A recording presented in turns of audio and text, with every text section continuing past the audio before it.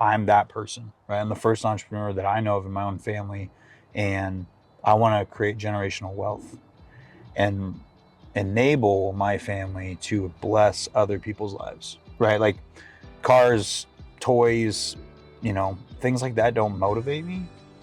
It's like I want to have freedom to bless other people's lives. If there was someone that said, hey, like I'm, family of 6 and our van's not working, I'd love to go find a van and just drop it off at their house and just be like, hey, you deserve this more than, I do. Guys, hey, this is Give a Sip Podcast. We are season 4. That means that you have a chance to share your story, get connected with other like-minded business owners, share experiences, share failures, share things that have changed the way you think, your perspective, your business. Help grow your business, help grow other businesses. This is your chance. We are outside. It's spring in Utah. Yes, spring. That means it can be snowing, it can be raining, it can be sunshine, but we're going to be all outside. Stay tuned. Hey guys, it's Wes Israelson with Main Street Office, Give a Sip Podcast. We're out here on the golf course, and this is season 4. I've got a good friend here who we got to talk a little bit last night and kind of go through kind of everything, but you've got a big heart, man. I just want to say thanks for that. Appreciate it. And I just want you to do a quick intro to kind of who you are, what your business does, and how you help people. Yeah. So Colin Strong, founder of FinServ 360. My goal is to leave any individual that I come across in a better position than how I found them. So, I consult with business owners on how to make them more profit. Really just focus on increasing that cash flow through relationships. And so, I've kind of built this network of just trusted business professionals that allow me to, leverage their service, make that introduction, and really put them in a better spot.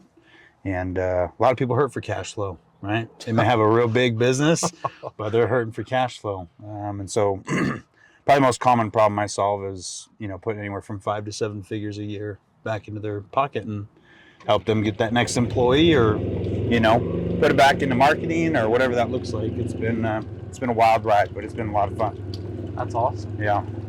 And as you said, cash flow is, cash is key. Yep. Doesn't matter what business it is. If you don't have cash, you don't have it. Yep. Right? 100%. Business can't work. So, I want to go back to how did you meet your wife? So we were friends first. It's typically how that rolls. My wife and I, we went to school together down in Rexburg. We were actually part of, similar class. I didn't meet my wife. Where she's from is California.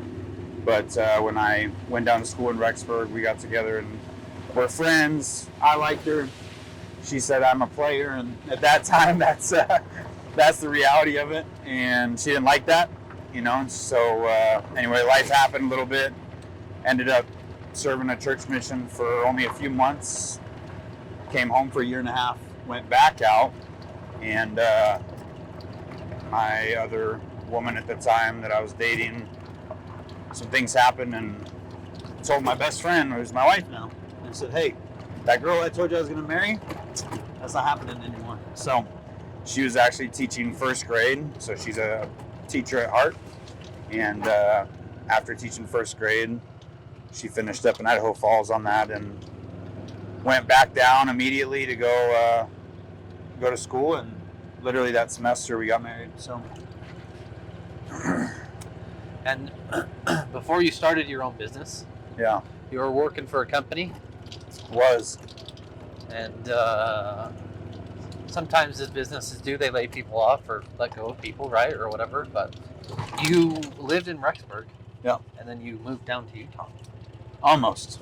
I skipped a chapter. I'll fill in the blank. I ended up going from Rexburg up to Tri-Cities, Washington.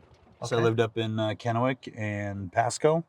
Worked for beautiful area. It was awesome. Right there on the Columbia River. Oh yeah, it's awesome. Some good fish in there. Yes. I'll tell you, I caught a sturgeon, this big, but I never landed it. So yeah, it keeps growing. Yeah. So no, we lived there for 3 years. Had 2 of our 4 daughters in Washington, and then we ended up moving to Utah back 4 years ago. So it's been a wild ride. I've been in tech sales out of school. And that's what kind of my focus has been, all B2B. So yeah. And you've built a great network and just a great group of people that you were around. And it seems like in our conversations, you're around a lot of pretty amazing people too. Yeah. No, I've tried to embody bringing and attracting what I want in a referral partner, or what I want in a business relationship, and naturally that's come about. It's taken some time. There's people that you find out, hey, we're not a good fit to work with each other, and you get through those a lot faster. And at the end of the day, it's been a great opportunity to build that network and really make a big difference and a splash in quite a few people's lives. Before we dive into FinServ, it's hard to start a business. Yeah. It's hard to run a business. Yeah. What drove the idea to be different and start a business? I think for me, honestly, there's my two takeaways. Number one, nothing's guaranteed, right? I mean, life in and of itself, not even guaranteed tomorrow. So working for someone, not even being a work to right state, or a right to work state. Yeah. But just the fact of like literally anyone's replaceable, and I didn't want to be replaceable anymore. And so it was unexpected that I was on a good trajectory, ramping as one of the fastest reps at that time in that company, and bad manager let me go, and that was that. And so really just being able to leverage, I should have bet on myself sooner to realize like I can do it. It's gonna be freaking hard, but at the end of the day, I also think people have specific talents that they don't leverage, or maybe they haven't uncovered it soon enough. And once you step into that and you really take opportunity to say like, okay, like this is where I need to be, because right here, right now, if I was working in a 9-to-5, I wouldn't be sitting here in a cart, right? Yeah. And so, just having faith and really diving into where do I have the biggest impact, and how does that apply to me, and how can I affect other people at that point? And I want to say thank you from another business owner to business owner, because 52% of the population, of the business in the world or US is small business, and you're considered small business. So it takes people like us. It takes a group of people to be able to create something that wasn't there, right? And then you're 3 years in and continuing to grow. And the cool thing is that you're connecting with so many people. But I love your business model. I want you to share. And before he shares, I want you guys to listen to me. We're all skeptical as business owners. No one's going to come in and fix your business. No one's going to come in and help your business for nothing. It's not going to happen. But his model is that helps your business grow. And if it doesn't help your business grow, no harm, no foul. Right? Yeah. Yeah. I've, in my model, I've always wanted to find a way to give without ever expecting anything in return. Right. And I think that we as business owners and just people are sold all the time. Yeah. So naturally we've got a wall up. So, hey, what is he trying to sell me? Right. What's the catch? Yeah. Really, like people are always selling you, whether they're selling you for your time, money, whatever it is, like people are always trying to sell you. And for me, I've really just tried to focus on like, hey, let's just have a genuine conversation. I'd love to learn about the business. Let me just ask some questions. Hey, here's some strategic connections that I typically can make right off the rip that will allow for me to open up cash flow for you if you want. But I've really tried to stay focused on and stayed true to myself that I've never wanted to charge anyone for my time, even though we have the same amount of time. It's the most valuable asset. Like that's crazy. And people think it's broken. But at the end of the day, for me, when I get to see the rewards and the wins, if I come back and I say, hey, let's run a merchant processing proposal, cut your rates in half, this and that.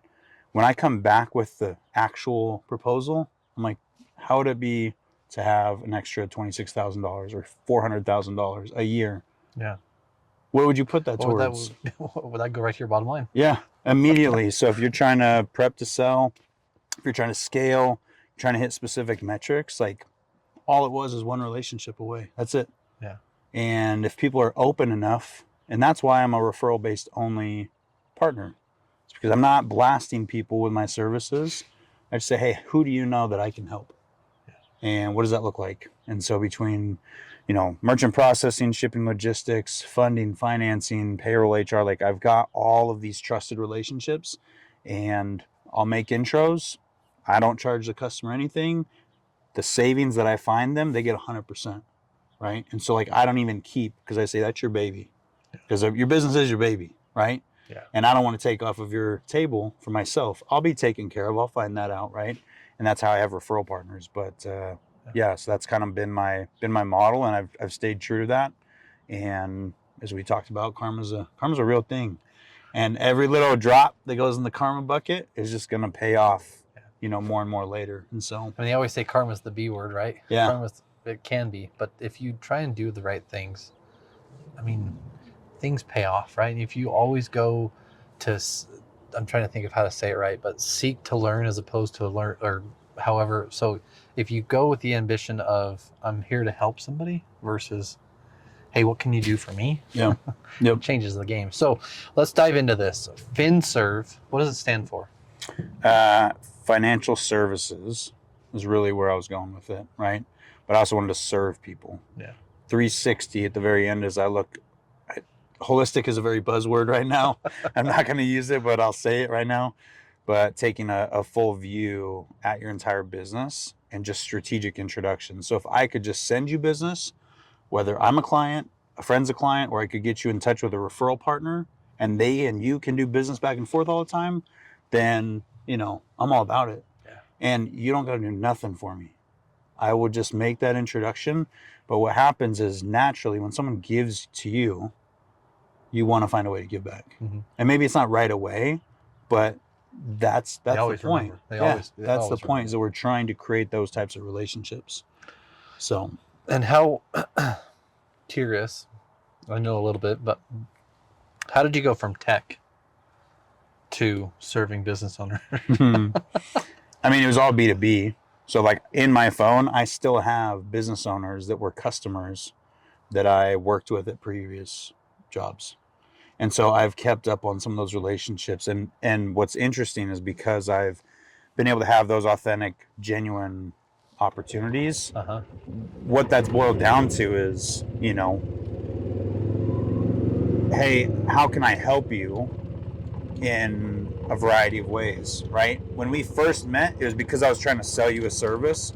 But what's fun is personally, I got to know them first. And so that way, if I texted someone, I said, how are you doing? They know that I genuinely mean it. And I'm not just reaching out to say, hey, what's Colin trying to sell next, right?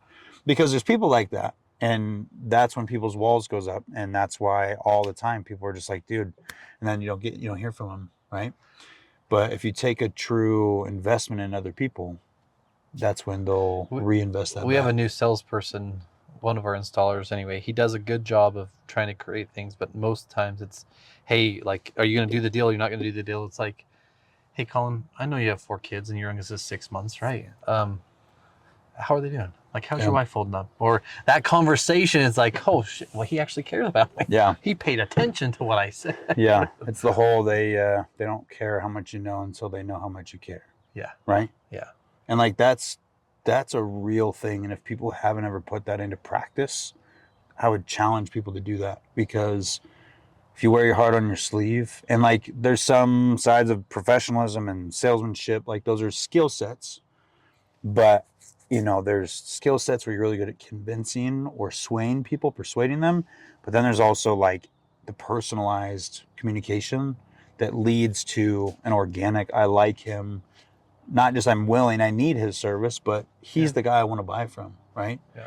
And anyway, so yeah, just it's all relationship based, and that's what's really got me from point A to point B on a lot of my products that I've continued to build upon, as time's gone on, because they say, oh, I love what you're doing, I got to introduce you to so and so, and then all of a sudden now I have their product to offer, and it's just snowballed into where I can guarantee minimum 5 to 7 figures a year in cash flow. And I don't know many people that do that, but the most common feedback I get is, I love your business model. And that's because they know it's authentic and I'm trying to serve other people. Yeah. So it's been a blast. And I mean, we don't know each other crazy well, right? But I mean, I can feel your heart. I can feel who you are as a person, and you care. I mean, it's not a transaction. It's a relationship, right? So FinServ, what areas of a business can you help a business with? Like, I know it's not just cash flow, right? Yeah. I mean, cash flow is ultimately where profit can be, right? But without cash flow, business will die anyway. Yep. Right? So you got to make sure cash flow is there. So obviously, most businesses you work with at least have a good idea of where their cash flow is going, or expenses in versus what money's coming in versus expenses out, I should say. What areas do you specialize in? Any certain areas, or are there areas that you can help any business with? Yeah, so not industry specific. I'd say probably the one that's less than, and I still have contacts in this space with real estate, right? I mean, they're not really running business, people are doing real estate investments and things like that. So I've got relationships there to make those type of intros. But yeah, any industry across the country, even globally, we do shipping logistics. So people sourcing products from, China or Taiwan or India, I mean, you name it. I've got relationships so we can open up some doors and make sure that the pricing for them is negotiated, because I think at the end of the day, most business owners were prideful, right? And, like, I think that I got the best screaming deal because I negotiated it, right? But what's interesting is if you just say, sure, like, I'll just take a look, it doesn't hurt because I don't charge anything either. So it's like, what do you need to find out? I'll request like one merchant statement, or I'll say, hey, send me 30 days of PLD data, right? Yeah. And so the areas that I can make the biggest impact is processing, merchant processing, cutting anyone's rate in half. Shipping and logistics, we're typically 10 to 40% savings on that alone. That's amazing. And so, if we're doing small parcel shipments all the way to, like I said, import, export, you name it. Worldwide too, right? Yeah. So we're definitely growing on that front. Typically companies, I want them to be more established. I love startups. I mean, haven't been one myself, right? So I want to support the best way I can. But I think the largest impact I can have is going to be on more established businesses doing, $1 million plus a year in, credit card volume, or shipping thousands of packages a month. Because that's where the real cash flow comes from. So, and I just consult on different topics. I mean, they may come to me and say, what am I, what are you looking for? Help me understand this concept a little bit better. And, I'll make those strategic introductions.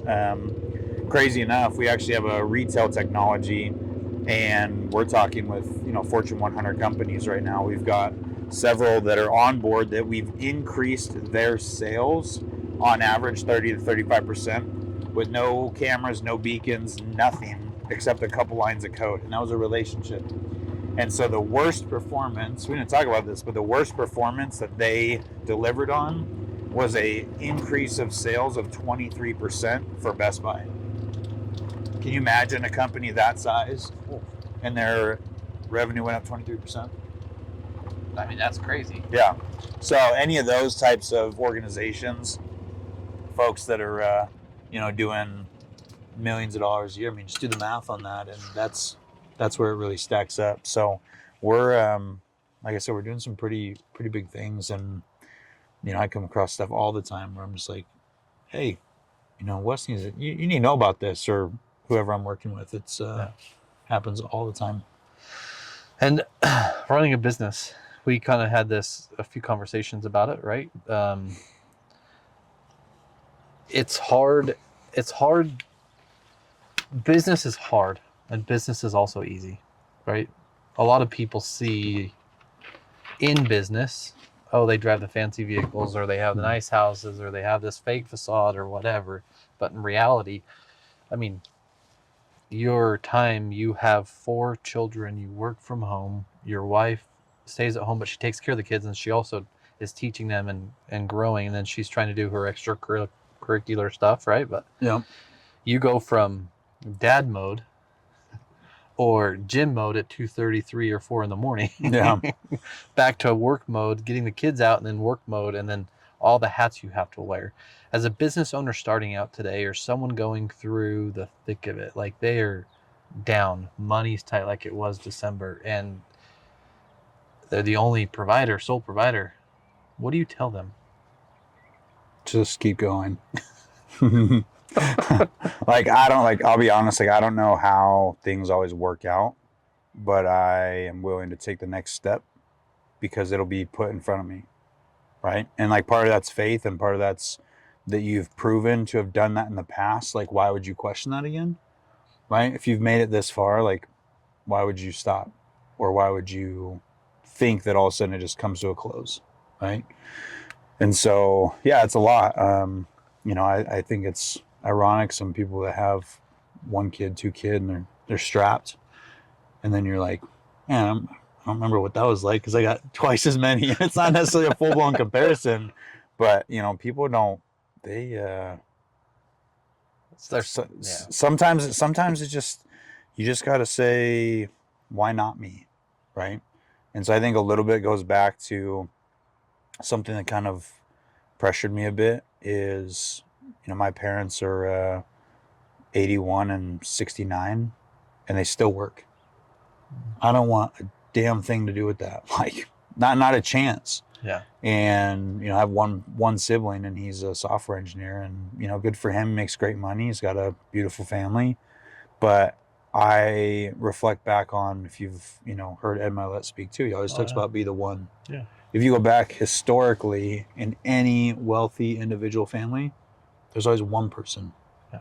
And so for me, I felt like stepping out of that role in the 9 to 5 is where I'm that person, right? I'm the first entrepreneur that I know of in my own family, and I want to create generational wealth and enable my family to bless other people's lives, right? Like cars, toys, things like that don't motivate me. It's like I want to have freedom to bless other people's lives. If there was someone that said, hey, like I'm, family of 6 and our van's not working, I'd love to go find a van and just drop it off at their house and just be like, hey, you deserve this more than, and you're worth it. And so that kind of stuff for me is what I'm trying to dial in on, getting to that point. And to second that, for me, I want to be able to help others create generational wealth because I don't have employees. I want to open up doors for them to create residual income simply by introductions. Yeah. And so my first goal is that I want to hit $100,000 a month that I can give to other people, because as I told you back in December, like I had to get help. I was last payments on a mortgage and, living within my means, but that stuff really influenced me when other people put food on my table. Like I will never forget that. And so that's one of the other pieces that drives me pretty big to help others and keep going, because it's not easy. It's not. But when you second guess, you're like, oh, maybe I should get a job. Like, F that. Like, forget that thought. Throw that out the window yesterday, because you'll find a way to get there. I'm not saying it's fun. Yeah. If anyone knew what entrepreneurship was prior to signing up, we'd all tap out pretty quick. Yeah. There's probably a select few that would have stuck it out, So I think sometimes you get in deep enough where you get debt or you grow or you have customers and you don't want to let the relationship go or you don't want to hurt them, or now it's your family. Like, there is no choice but go, right? One of our last guests a few weeks ago said,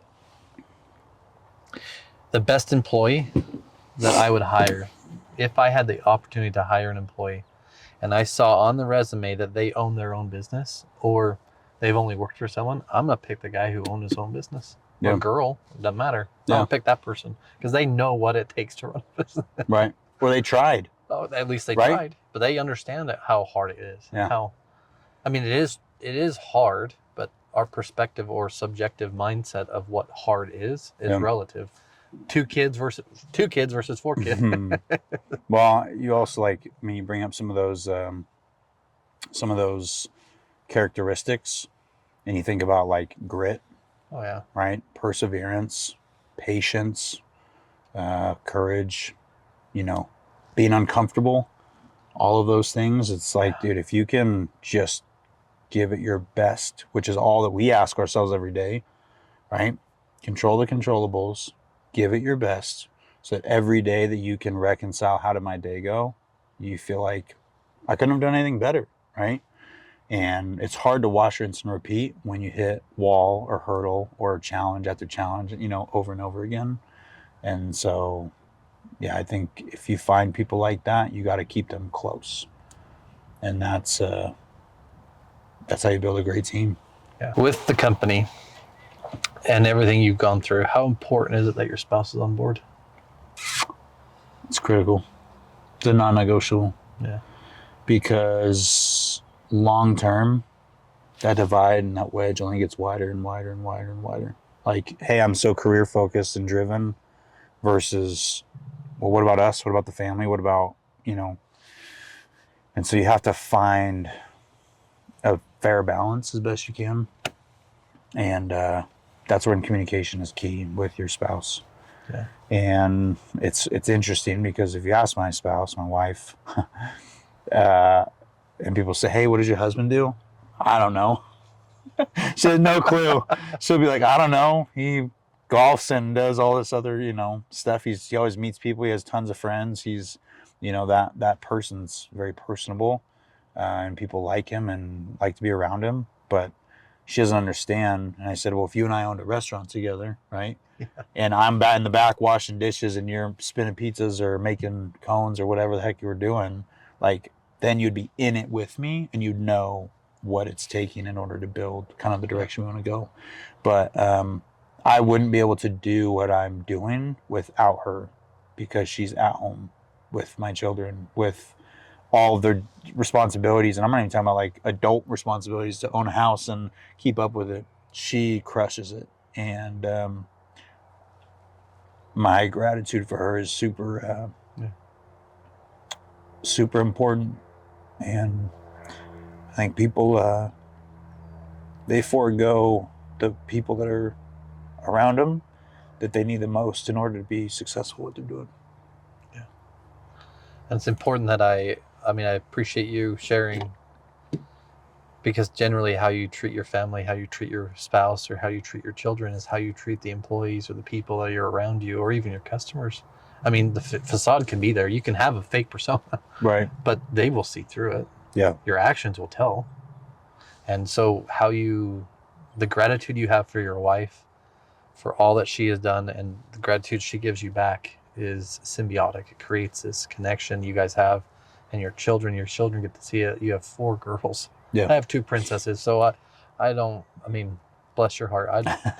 2 is great. But it's hard running a business and having family life, let alone trying to travel. How many times have you traveled with your spouse? 0. We don't get away. We don't have family nearby, and it's a challenge, right?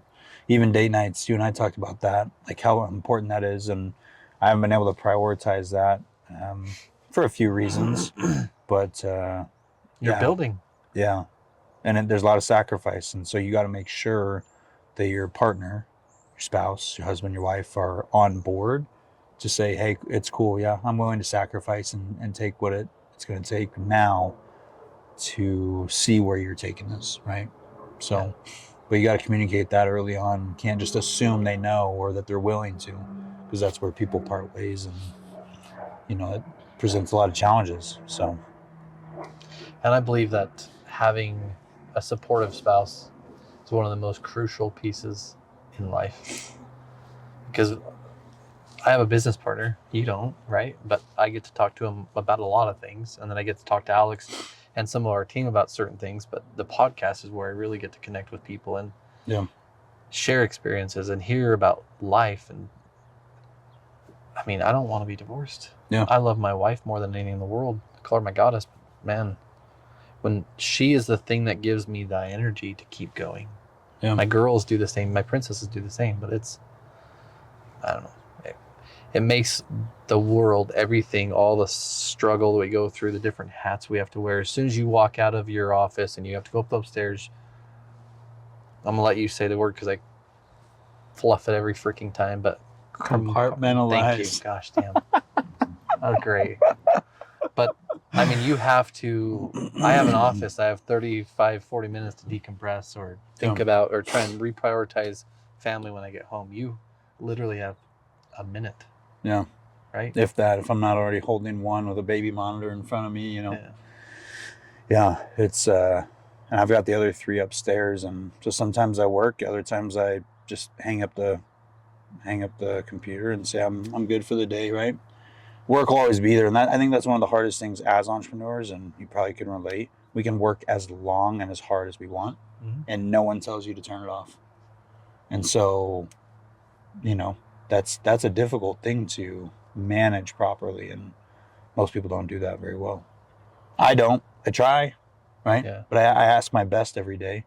And so someone just told me recently, like, when you're done with work, if you're not, balanced, you're not working towards the right things, then you can't be the best dad you possibly can be when those kids show up, right? When they open your door and you've had a terrible day where you've had just challenges, or you thought a deal was going through that was going to, pay out this much for the month, and then it doesn't. Like, how do you still show up 100% for those kids? Because that's what they deserve, right? And so for you to compartmentalize, or to really like find that extra gear, and I'm not saying fake it, right? Maybe some days we have to, but you learn the ability to overcome those challenges and truly say, hey, for me to show up as the best dad for you today, here's what dad's got to do. And then also here's what dad's not going to do so that I can show up, right? And all of that just to show you guys the heart and the passion and the drive. It takes a lot to run a company. I love the fact of what you guys are going to create on your golf side and all that stuff. I'm not going to talk about that unless you want to, but FinServ, you've told me, multiple people have told you your business model's flawed. It doesn't work. And your response to them is what? No, it's not broken, because it fills my cup and allows me to not put myself first to pay bills and get money. And people said, like, you need to at least charge a consulting fee for your time. And I just say, no, I'm good. Like, in time, that'll come as it needs to. And people will see me for who I am, the service I bring, the value that follows that, when the right people come along. Yeah. And so because it's a relationship-based, opportunity, we get to spend time, and now the person who you get to refer, and the value, not only like seeing it for yourself. Maybe you said, hey, Colin found me $45,000 a year, like just by one little, change to my business. And that's how much he found for me. But like actually the person who because you're going to say the dearest friend of mine, and you guys need to talk. And like, I trust if I put you two in a room that you would find synergies. And I have no question, like, that they're in the best hands possible. And I want to iterate what you said just so people understand. We're not talking about gross revenue raising 45, 50 grand. We're talking about bottom line number, which anyone listening to this, anyone watching this, anyone that wants to just have a conversation is worth it. Because if you can get $45,000 a year, that's straight bottom line number. Yep. Maybe that helps pay off some of the debt. Maybe that helps pay out a buyout. Maybe it helps pay for your employees to have a better life, or even your children or your family, or maybe, just maybe, you get to go take your wife on vacation. Yep. Yeah, minimum I guarantee 5 figures in savings. So, depends on the right size company, but I mean, I've seen as high as 7 figures a year, which is crazy. Yeah. Pure profit. Yeah. That's it. So, yeah, it's bizarre. Yeah, I think that's an amazing thing. Yeah. My question for you, and that we talked about earlier too, is why would anyone not do at least a conversation? They're not humble enough as a business owner. Maybe they think that they've got the best possible outcome, and maybe they do, right? But I think, to be totally frank, people have been sold too much, and they're just like, dude, why? Like, he's just another guy, which, hey, totally fair, right? Yeah. I mean, I wouldn't initially take that, but that's why it's critical for the relationships of us to say, no, like, Colin's just not your average person who's going to sell you merchant processing. Oh, your friend does merchant processing.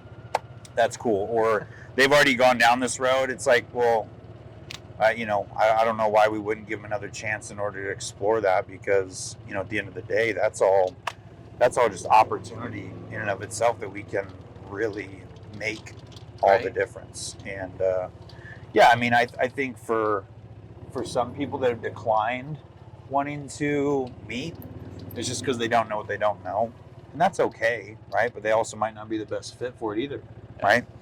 I mean, I say this for my benefit. How many times do we understand that? Again, how many times do we understand that the value someone can bring is greater than the progress or project or issue at hand, that we're able to spend that 10, 20, half hour, 40 minutes, 50 minutes, even on a golf course, right? Right. Sometimes time is the hard thing you're battling. It's not so much, is he going to sell me or not? But to everyone listening, just take the time. You owe it to your business. You owe it to your family. You owe it to yourself to make sure your business is maximizing your profit, right? Yeah, 100%. And a guy like Colin, seriously, man, heart here. You felt the emotion. Tears came, like, it's real. This is not fake. This is not I mean, we're on a freaking golf course. It's cold outside, but there's sun out now. Thank goodness. And you are a person who cares about people. Yeah. I think it's interesting. I have an opportunity to speak in a church setting in a little bit, and of all day, Mother's Day. And my wife's like, "Oh, great, you get to talk about me for quite some time," and I just chuckled about it. But one of the questions that I came across was, figuring out what your name means. And I don't think it's just coincidence, right? I don't believe in coincidences, but my name is Victorious Heart. And I just, to me, I would hate to go through life not leveraging the skill sets and opportunities and people that I can come across and truly impact. And, because tomorrow's not guaranteed, no matter who I cross paths with, I hope that they've felt that I care about them and love them.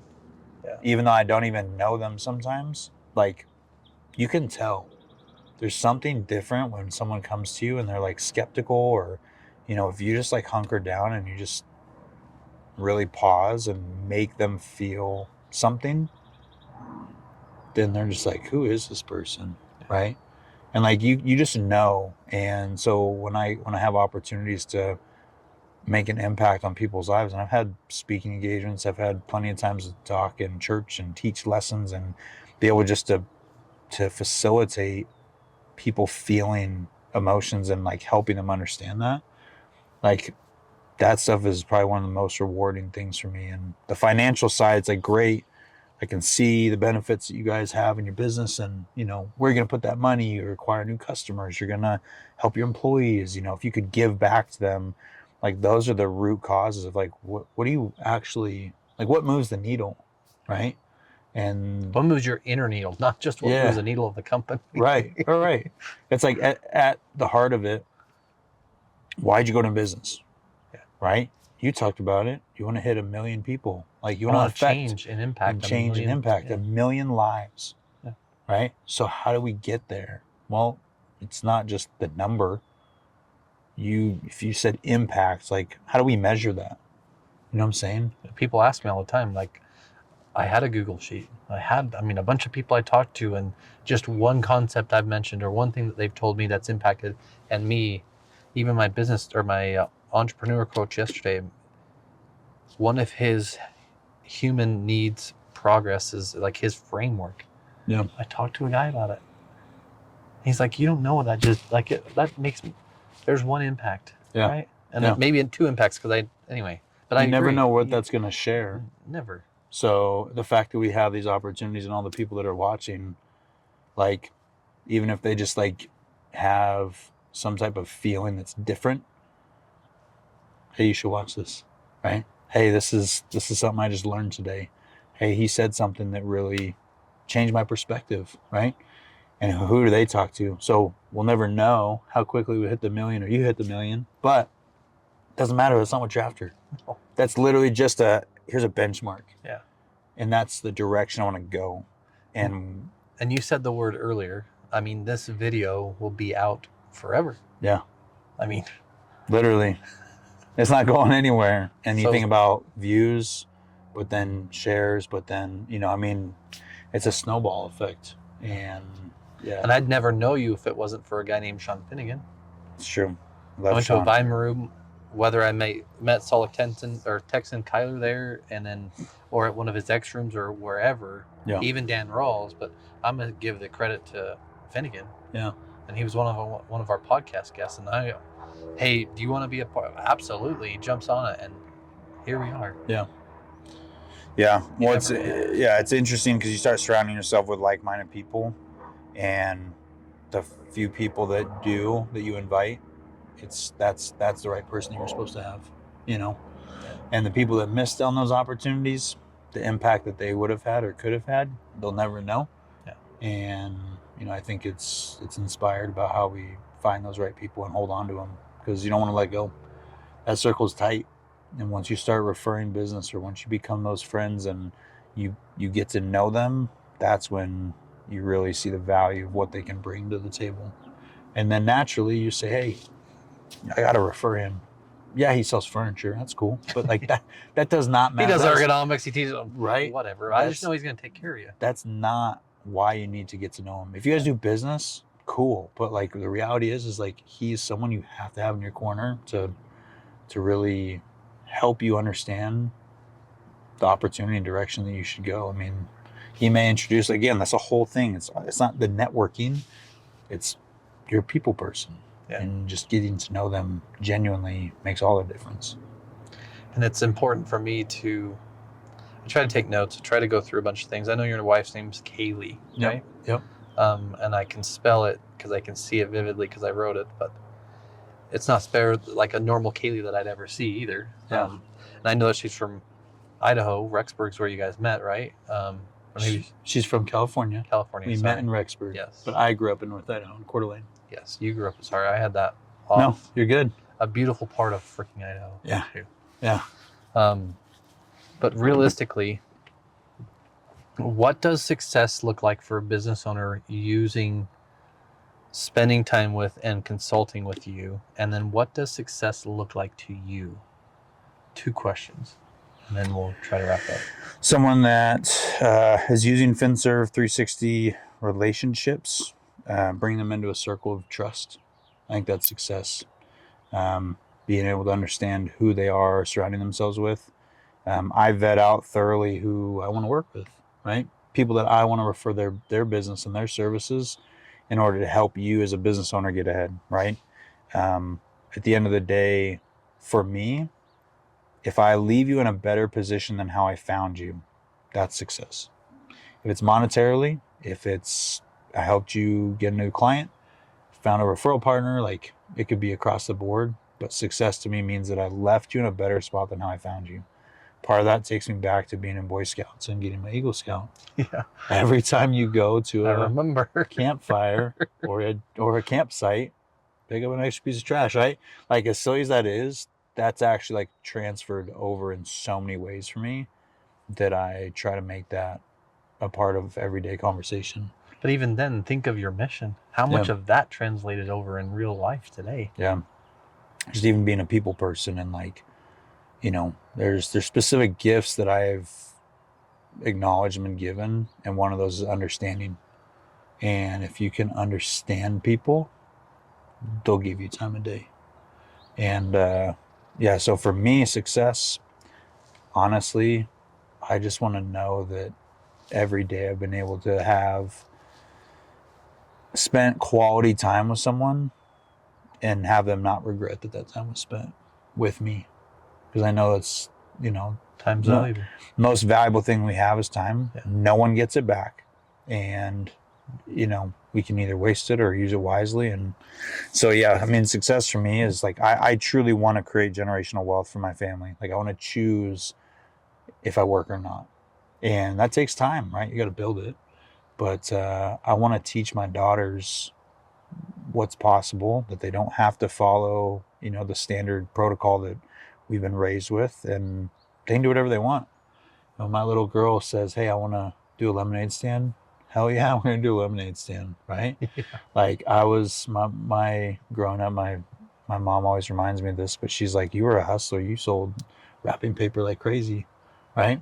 And, I don't know. I want to help them think outside the box and just be good people and take care of other people. And there's an episode with Spencer Lowe, a good friend of mine, on our podcast. You should listen to it. But he talked about, he's got daughters too, or now a daughter and a son, but he basically does the same thing where my daughter wants to start this lemonade stand. Okay, I'm gonna audit you. I'm gonna create a ledger. I'm gonna have you record all your money, and you get 3 buckets.